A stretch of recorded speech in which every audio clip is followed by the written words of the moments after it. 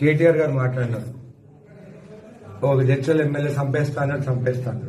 కేటీఆర్ గారు మీ 10 ఏళ్ళ అయ్యాందని మీరే చంపేస్తున్నారు సర్పంచ్ అందరినీ. ఒక్కరికన్నా బిల్లు ఇచ్చినారా మీరు? ఇరిగేషన్ కాంట్రాక్టర్లకు బిల్స్ ఇచ్చినారు కానీ సర్పంచ్లకు ఎవరికైనా బిల్స్ ఇచ్చారా? మా ప్రభుత్వం వచ్చిన తర్వాత, కాంగ్రెస్ ప్రభుత్వం వచ్చిన తర్వాత జడ్చల నియోజకం మాక్సిమం సర్పంచ్ పెండింగ్ బిల్స్ ఉంటే నేను బిల్స్ ఇప్పించాను. మీరు బిల్స్ ఇవ్వకుండా చచ్చిపోయే చాలా మంది ఉన్నారు. చాలా మంది సూసైడ్ కూడా చేసుకున్నారు. సర్పంచ్ పనిచేసిన వాళ్ళు మాకు బిల్స్ రాలేదని చెప్పేసి మీరు చంపేసి మీరేమన్నారు? నేనేమన్నాను?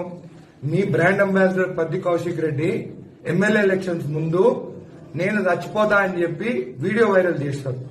ఇప్పుడు అందరు మీ బీఆర్ఎస్ సర్పంచులు ఆయనను ఒక బ్రాండ్ అంబాసిడర్ గా పెట్టుకుని ఎవరైతే సర్పంచ్ పోటీగా చేసినారో అందరి ఇంటింటికి పోయి మేము చచ్చిపోతామని మరీ దారుణం ఏంటంటే వాళ్ళ పిల్లలు, స్కూల్ పిల్లలు, వాళ్ళు చదువుకునేటోళ్ళని కూడా తీసుకొచ్చి వాళ్ళతోని కాలు పట్టించి మా నాయన చచ్చిపోతాడని చెప్పేసి అట్లా కొన్ని ప్రచారం చేసుకుని కొన్ని సర్పంచ్ని అట్లా గెలుస్తారు.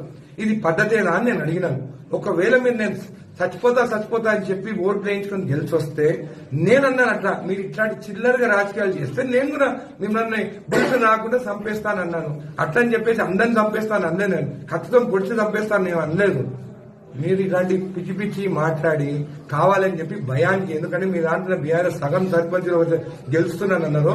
వాళ్ళు బీఆర్ఎస్ నుంచి నిలబడినది కాదు, ఇండిపెండెంట్ గా నిలబడి గెలిస్తే మీ వాళ్ళు సోషల్ మీడియాలో వాళ్ళు బీఆర్ఎస్ అని చెప్పి పెట్టుకున్నారు తప్ప అసలు బీఆర్ఎస్ 10% సర్పంచ్ కూడా ఎక్కడ గెలవలేదు. ఇప్పుడు కూడా చెప్తున్నారు, జడ్చల నియోజకవర్గంలో కాదు మొత్తం స్టేట్ లో అయినా కానీ కూడా